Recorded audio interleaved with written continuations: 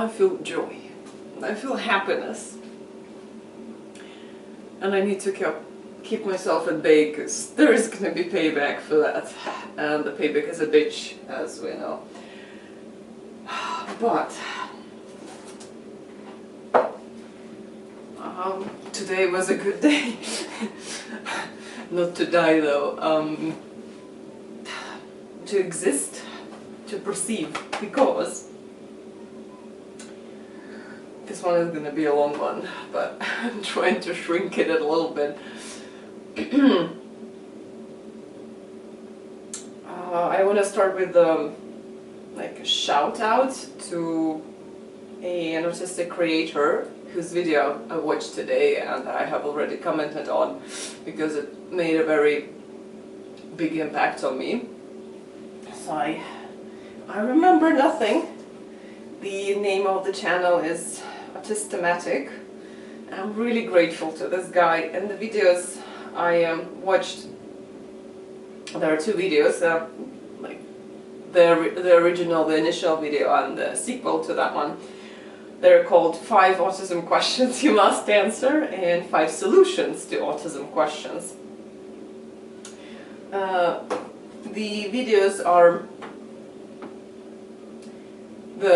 the creator there, he presents 5 situations that real-life autistic people have had in their, like, as their experience, and he asks his audience, what would you have done, or maybe what would an autistic person have done, what do you think? And then in the next video he describes the actual things that the autistic people did, and briefly, rather briefly for my taste, their reasons for choosing those strategies. The situations were about, okay, like the first one where the creator himself, he was a member of the jury, and at the hearing, before the hearing, he realized that the person they were trying, he had prior knowledge about him, about a very similar crime, and there was a dilemma in his mind that, like, so because he has prior knowledge, I'm not a specialist in, I presume that is American or British law, so English-speaking country law, so I have very limited knowledge on that, but presumably that is, the jury should be impartial, yeah? So, and he had prior knowledge, and they were trying a different case, so that prior knowledge of the person behaving badly could have affected his judgment, like would have inevitably affected his judgment. So, and he presented 3 options, so like tell the officials that he had prior knowledge and he had to be excluded from the jury. The second one was like, do nothing, whatever, I will try to be impartial as I can, just stay on the jury. And the third one was to stay on the jury and try to convince other members of the jury that the guy is guilty of this crime they're trying, on the basis of you witnessing another crime. The other situation was about bullying at school. So there was an autistic child, another new child, and the classmates. And the classmates were getting ready to play a joke, a prank on the new kid, which wasn't very nice to the autistic person either, as the other classmates, but which was kind of starting to get bullied. And the autistic kid was presented with the dilemma again of like what to do about it. So I know that they're gonna hurt that other person. Do I tell the teacher, risk ostracizing for that? Do I do nothing, like whatever, I don't like this kid, or I'll just do nothing? So they will do the joke, or confront the the classmates. Might be confusing something, but anyway, as there were a few more, like there were 3 more situations, which I'm not gonna go into. I think these 2 are enough. Nothing is enough actually, but I'm very... a lot of joy.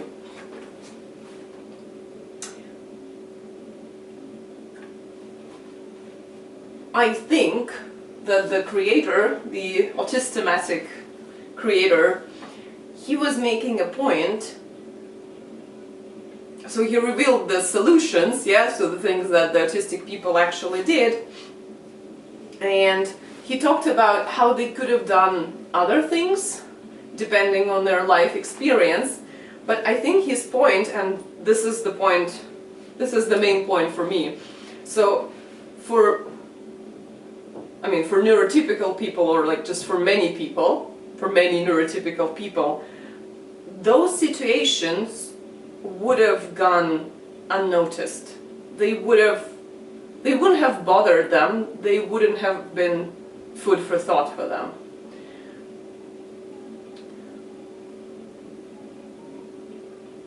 And in some cases, yeah, they would have like done something that most autistic people would like, no, they would be shocked that this option is even considered, maybe. So in the jury case, that would be the 3rd option of like trying to convince the other jurors that the guy is guilty. The creator said that was the most common neurotypical response, but the main point is that the majority of people don't think consciously about these things. And I do. And that guy does too, clearly. And a lot of people in his audience, I can bet, also do. And the original autistic people, they do.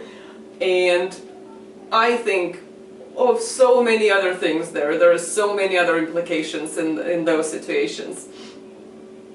And I know that I have only thought about a part of that, and those other people, they had some other valuable perspective on those situations, and they thought about something else. And I'm very glad, because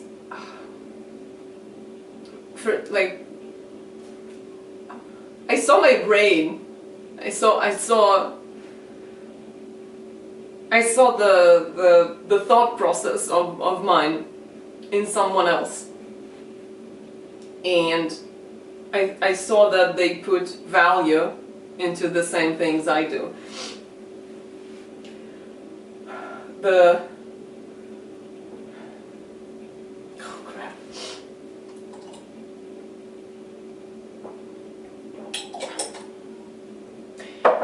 And also, so just a part of that, a part of like the feeling of recognition that, okay, I'm not completely alone in that. And I'm like not completely desperate. And the second part is more about desperation. I think that was like, this is the most important part for me, the most gratitude I feel is because of this.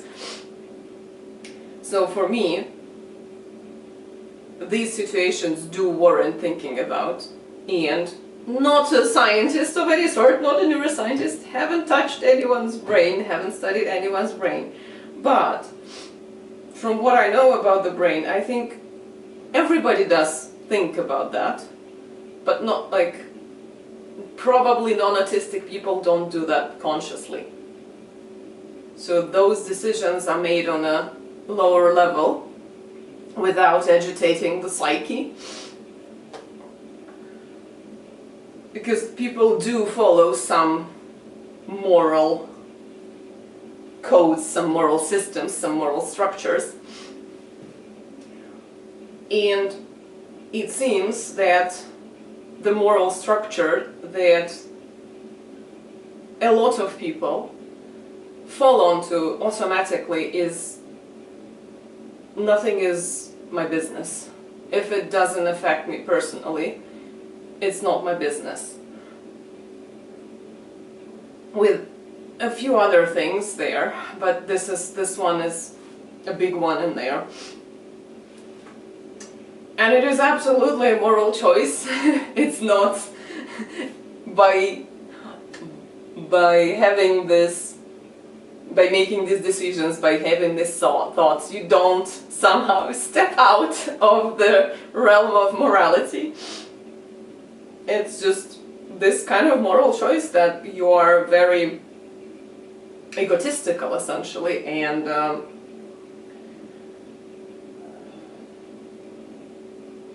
your main and primary and often only concern is just you,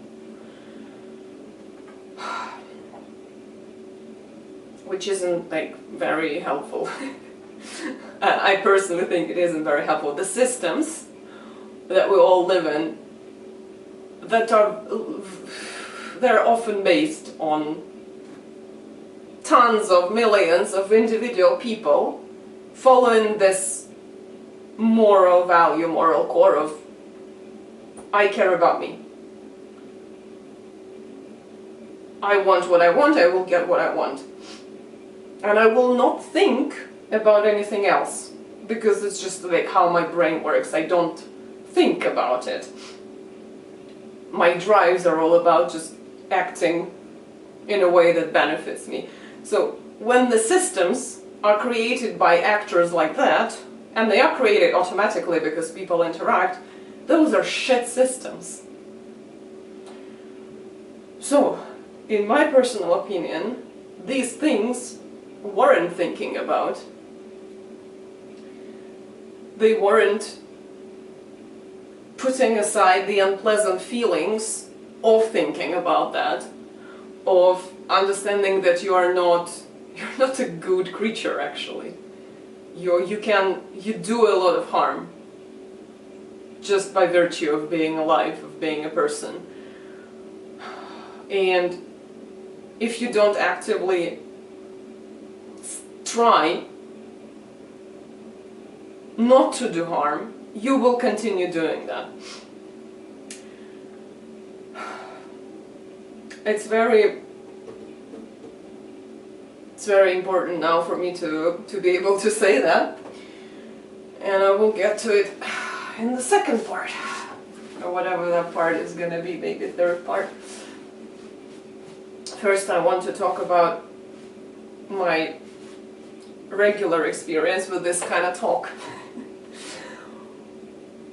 with people who are most likely neurotypical, because that's just math. There are many of them and too few of us. There were a few people in my life with whom I tried to have these kind of discussions, so there would be a situation that would spark thinking in my brain that in this situation I can do this, I can do that, or someone can do this and can do that, and there are implications to this and that. I wanted to ask, like, am I seeing everything? I know that I'm not seeing everything, so are you seeing anything differently? Are you seeing anything different that I have missed? I wanted to have that perspective from people I talked about something like that, about situations like that. Very mundane, but they present a dilemma in autistic brains, I guess. And then I wanted to talk the morals, to maybe also, first, I might just be not perceiving something, like missing something. So another point of view is valuable. Second, I might have shitty morals.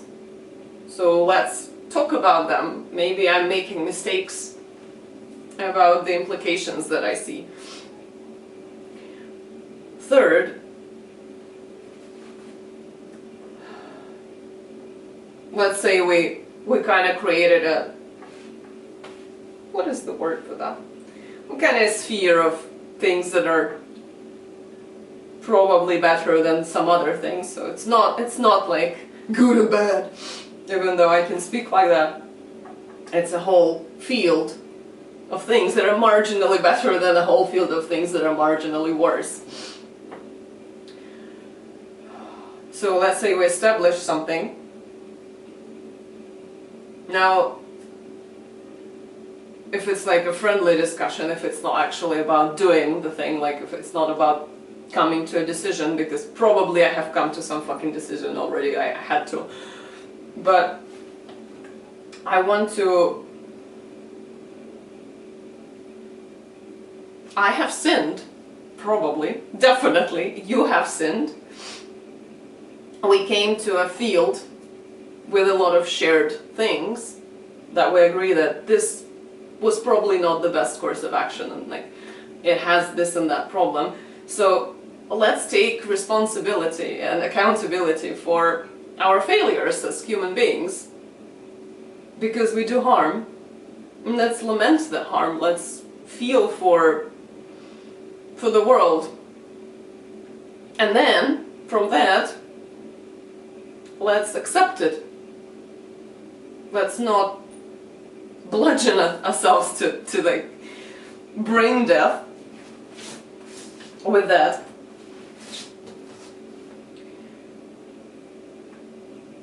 And then try to actually formulate a small solution for this small situation. Maybe it's not today, as I said, maybe it's not us, but let's agree that something should be done, that the way it is mostly done now, which is by every individual, like almost every individual in almost every case, just thinking, oh, I'm just gonna do whatever is convenient and comfortable and nice for me. So let's agree that some course of action is needed. And like, let's shake hands and agree that we will try to do this. And then if we don't, we can again consult with each other. So I wanted to start these discussions with people, not a lot of people in my life, but a few, like a handful, 5 people maybe. And I was met with verbal abuse, essentially. It was very puzzling for me because, I mean, those people managed to read philosophy books.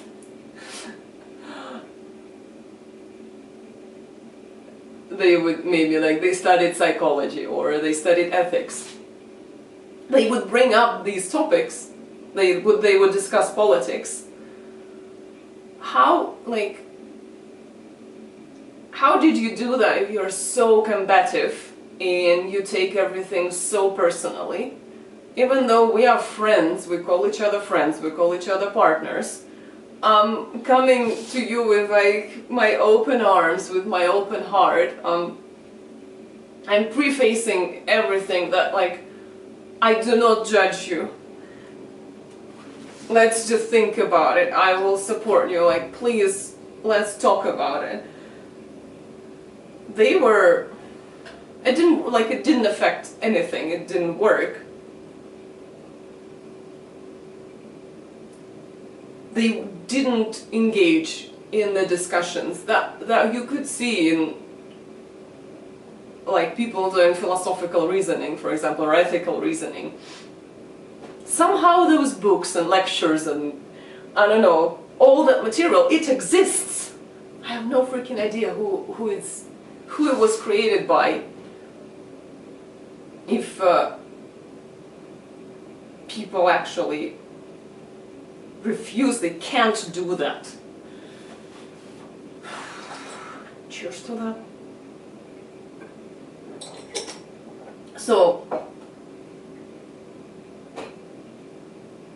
the best I could get is like a few minutes of some reasoning, of some, you know what, like, yeah, let me think about it.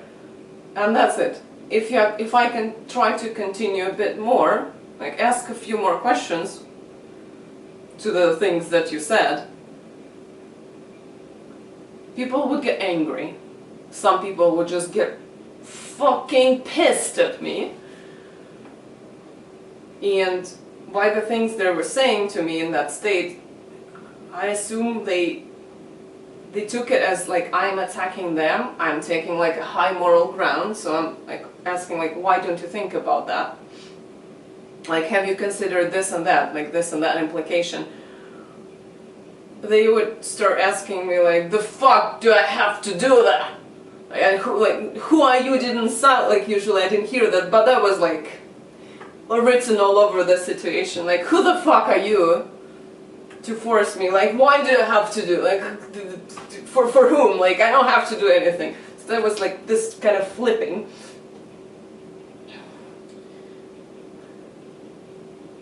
Like, they perceived it as like me limiting their freedom to act. I don't know, I don't fucking know, but it was, they were very angry. Some people would pathologize me for thinking about that. Oh, like, you're so nervous and you are not enlightened and you are not spiritually awake like I am. So you keep thinking about, like, and you don't need to keep thinking about it. You need to follow this shit that I follow.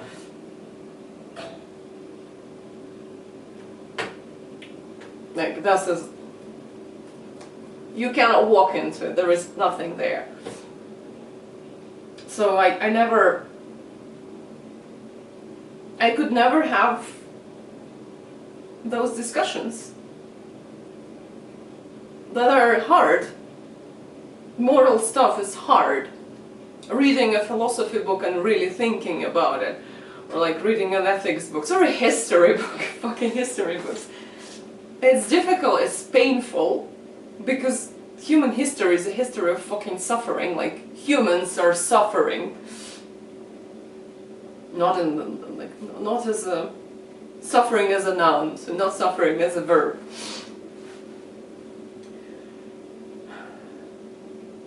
And they're painful, and you will get like upset. It's understandable that you would get upset, very upset because of that. But I am approaching you as a friend.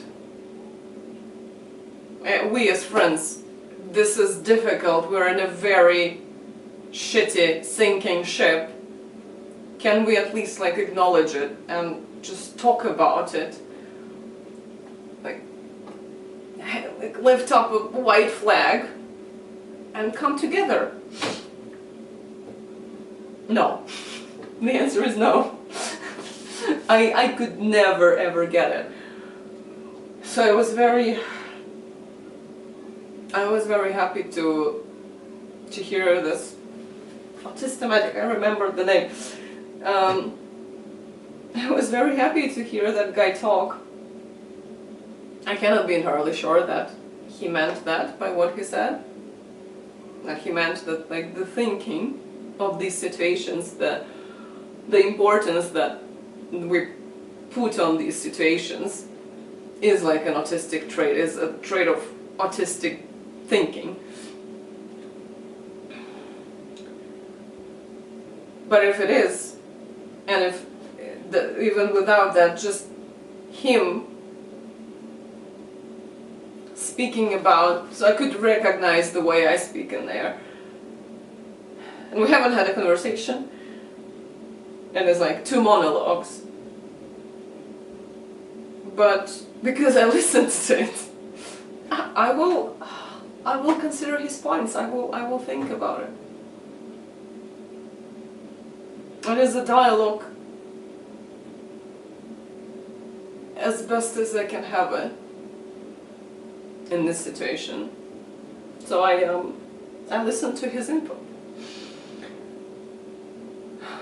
It's very, very gratifying.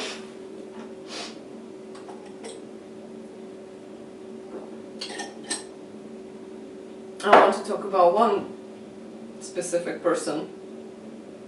I feel the need to check the camera. Is it fucking running?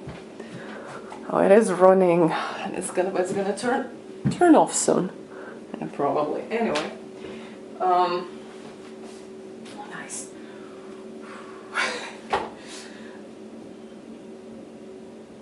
So my third number one is a narcissistic abuser who I had close relationship with for 4.5 years. And I have a lot of adverse effects because of that in my brain.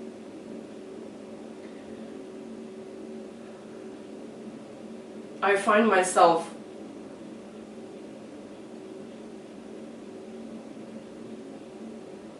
attacked. I think I'm like in a constant state of like fight or something, and I'm very dysregulated often, and I'm very vulnerable. A lot of things that I used to be able to deal with,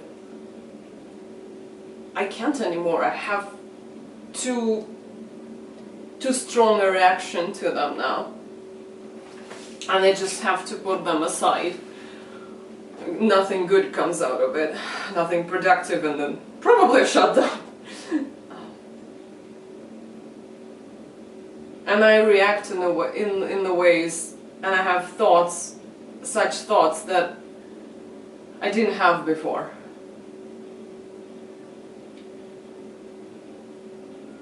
I have become more egotistical, more flippant, more contemptuous, more like that fuck. And it presumably they enjoy it. I don't. It's fucking torture for my brain to be like that. The worst part is that I only recently started to remember that I wasn't like this. Because for the last, I would say, 3 years, I thought like, this is who I am. I have actually discovered myself. This is who I am. I'm an aggrieved, angry, demanding, constantly offended, whiny, like, never satisfied cunt. I'm not.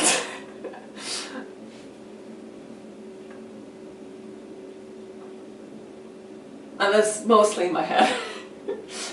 I mean, all of that, it's not that like I'm constantly letting it out, but I see it in my brain, these kind of reactions.